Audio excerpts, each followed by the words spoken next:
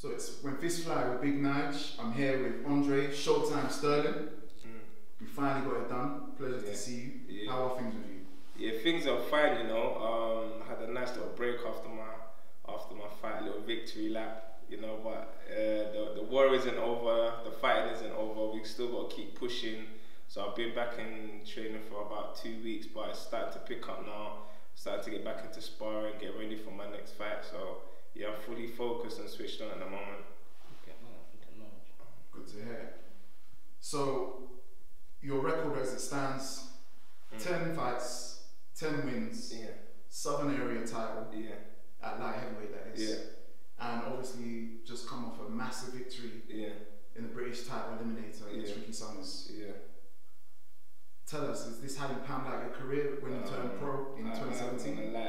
Listen, in 2017 when I had my first fight, I said I'm not on a long thing, you know, to be honest. I need to get where I need to get to. I need to get there in good timing. So yeah, right now I'm where I need to be at the right time, you know. So yeah, I'm very, very, very happy with my progress in the professional ranks, because as everyone knows, it's not easy being on small hall shows, having to sell tickets, not making much money, and then getting your opportunity, and you know it's your opportunity, you know, like, bro, this is do or die. This is like, I've got to do it, or it's back to selling tickets to build myself up again. And I feel like, yeah, I took the best of that, make the most of the opportunity and did what I had to do. Fantastic. Obviously, coming off a massive victory against Ricky Summers, you spoke about opportunities. Talk us what it was like to fight on such a massive platform, coming back off small shows.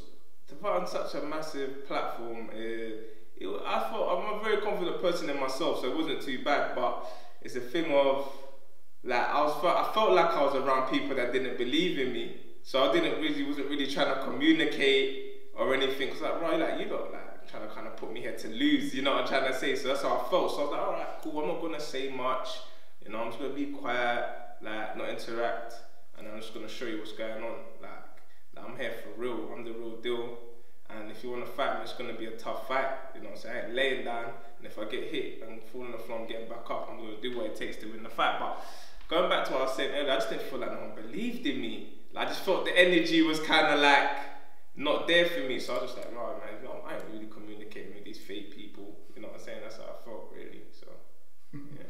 That's good, I hear that. You mentioned, obviously, you were, no one believed in you, and you were a massive underdog coming in this fight. So what were the thoughts going through your mind when you got dropped in the second round?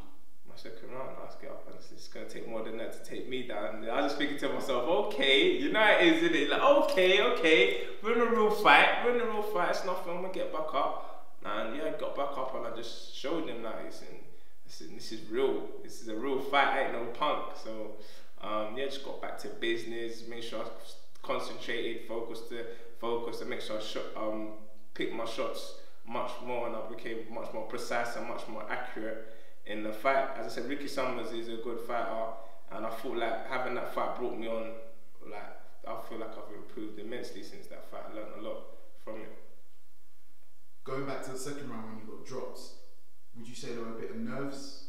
And maybe like what caused it? I want to say, like, because you see what it is here, before I fight, I don't really get nervous, because I feel like this is like, I'm built for this, so I don't really feel nervous before the fight. It's a type of like adrenaline that you just wanna hit you, innit? So I feel like I was just a little bit over anxious, and we were both went for the shot at the same time. He angled it right, and he landed. If you see the video, he just got his right hand first to the first, so I was like, okay, good shot, yeah, you get me, you know, you got your punch in the first part, so I'm gonna get back up, and I wasn't really hurt or anything, and then that was it. But like, when you're in the ring, it's a real fight, you know what I'm saying, because I really did used to fight on the street, you know what I'm trying to say. So when I get hit in the ring, it just brings, like, I get a feeling of nostalgia when I was young and I used to fight. So I was like, okay, this is what it is, like, let's go, innit, you know, so it was good. From the knockdown, you literally, in my opinion, won every round from them.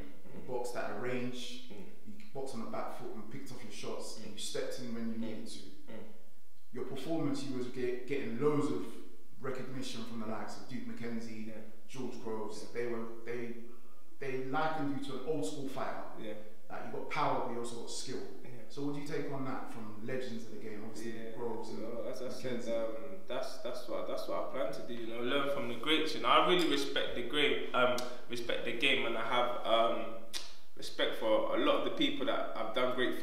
sport, obviously I aspire to be just like them. So yeah, that's a very good compliment, and I appreciate it. It's just more encouragement, and I feel like more people are taking notice of me and believe in me now, and recognizing my ability and my talent. So for those who don't know who you were before you made your debut on the ITV platform, give us a little insight into your boxing background. My boxing background, I started, you know how I got into boxing? I've just always been a fighter, you know, and then, I don't know, this glove just came out of nowhere. United's in the hood, didn't it? Obviously Frank's from the same area as me, so yeah, we just started just play fighting with the gloves, and then my friend, NIGEL, he got kicked out of school, then he started boxing.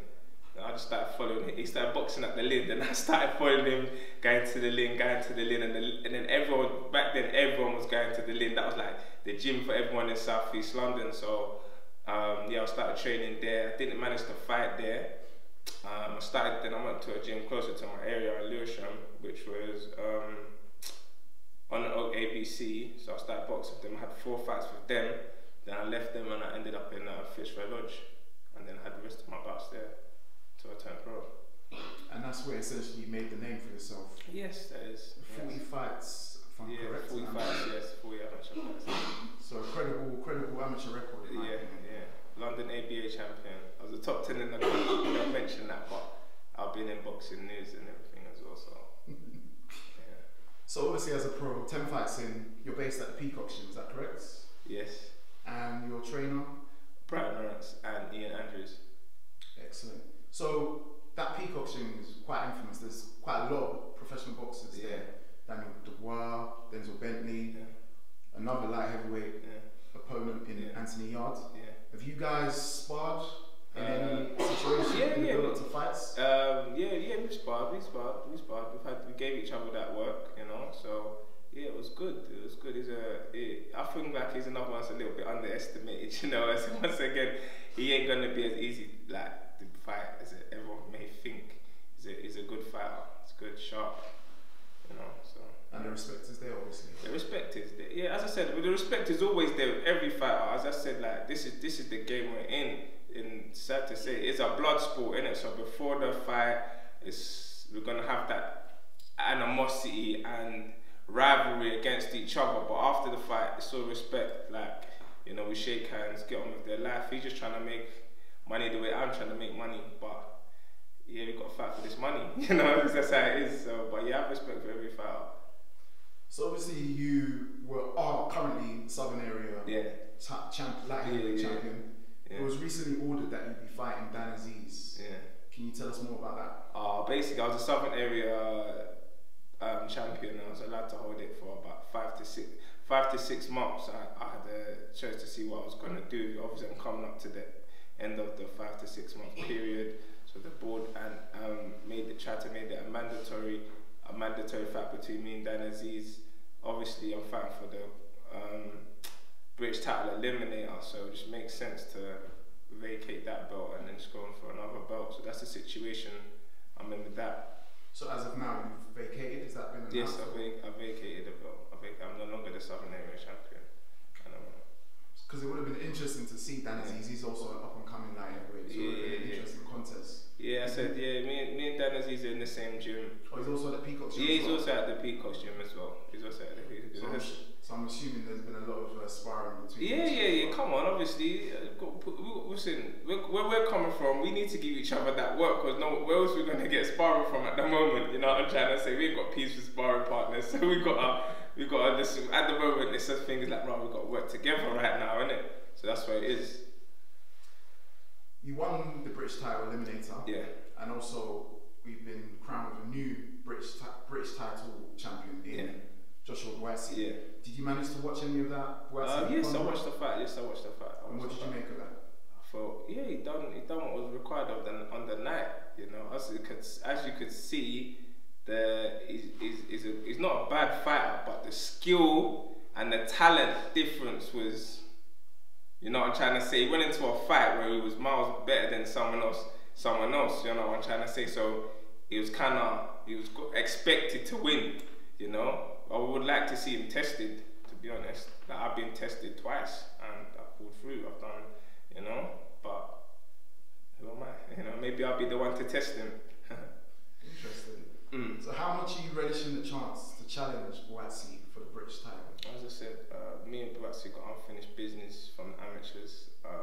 Elaborate more on that. Yeah. Okay. Basically, we fought twice, and I fell short on both times.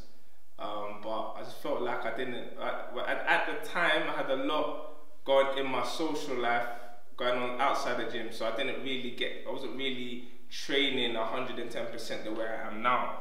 So I wasn't getting the full benefit of the sport. That's why I have to even respect amateurs, because even in that stage of the game, you have to take it very seriously. And if you've got other stuff going on, like you need to work, or you got a college and mum needs papers, you know what I'm saying? You might even have a child, he needs diapers. Not saying I'm in that situation, but it's like, yeah, there's a lot going on outside the gym, so it's hard to stay focused. So I felt like he caught me in a part of my life where I wasn't really focused, and I felt like I let myself down and fell short on the night. But I've got full capabilities of beating the guy, you know. So yeah, that's where I'm at with it. So if you guys were definitely to meet up later on down the line, it'll be a completely different contest to as it was now. As I said, like me and him have sparred, and he's trainer, and everyone knows like I'm a good fighter. Like everyone in the box, I haven't got a big social media platform, but people around the boxing world, amateurs and everything, know that listen, Andre's a serious guy. Like he's a good fighter. You know, no one's ever told me like I'm a bad fighter. Even as the amateurs, when I lost in the ABAs, the judge said you're a very good fighter. You know what I'm trying to say? So that just says it all, and I think I proved it in my last fight. So yeah, I don't want people to think, yeah, but it's amateurs is also, it's learning. It's like, stomping ground for fighters. You make all your mistakes there, come in the pros, and do what you need to do. You're constantly proving yourself in this division, and it's a red hot division as it is. Two fantastic victories against Ricky Summers and also Kurt Garvey as well. Yeah. When next can we see you in another difficult acid test? Listen, as I said, I see every fight as a test. And maybe not a test in the ring, but it'll have to be a test outside the ring. You know, life is a test. You know, how disciplined are you? How hard are you training? How seriously you're taking this game? And right now, I'm ticking all them boxes. So I don't look past any opponent. I'm prepared for whatever comes my way. I'm gonna make sure I can handle it. That's the best way I can answer that question. You know. But hopefully you'll see me in proper big fight stage on a big station after summer. Definitely things will start picking up. It was recently announced that Anthony Yarde, your stablemate, has been mandated to fight Sergei Kovlev. Yeah. Obviously the WBO light heavyweight champion. What are your thoughts on that? My thoughts on that are, I see it being a very interesting fight, because I looked at Kovalev, and I see him against Nathan Cleverly, and I looked at Kovalev, seeing him against Alvarez, and I was like, it's not the same fighter. You know what I'm trying to say? It's not the same fight. He ain't got the same spike, he ain't got the same energy. I feel like, as fighting, people have to understand it. When you're in the game for a long time, there's not necessarily so much the fights, it's the training that can take a toll on your body. And I feel like he's just at that age when he hasn't got much time left in it. So I think it'll be a good time for Anthony Yarde to fight him right now. But it'll be a close fight. I don't think Anthony Yarde could overlook Kovalev either, because he's a champion. So he's got that mindset. So I think it'll be a good challenge for Anthony Yarde. It's going to be a tough fight for both of them. That's what I think.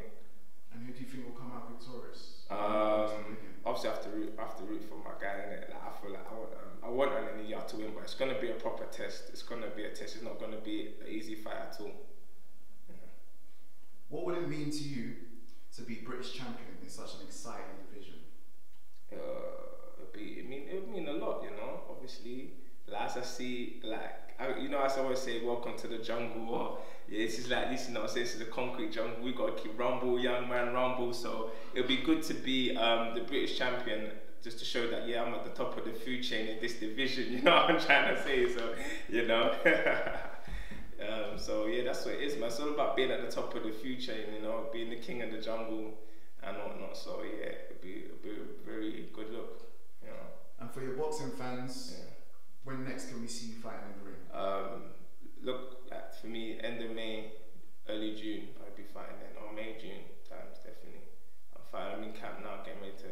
opponent and get out there and fight. Brilliant. Before we leave, do you want to give any shout outs to any sponsors, drop your socials for anyone that doesn't know? Yeah, follow me on Andre Showtime Sterling Instagram, follow me on Twitter, Andre Sterling _1, and yeah, just keep in tune, man. Watch me, follow my boy Frank and his channel, we're bigging up Lewisham, South East London all day. Punchline, coming to a store near you, a nice London's near you real soon. So I just want to keep the positive energy in the community as well. So if anyone has got any businesses and needs a sponsor or needs help, needs a platform, get at me on social media, and we'll talk. Brilliant. That's it here. Wish you all the best. Thank you. Big shout out to Andre Showtime Sterling.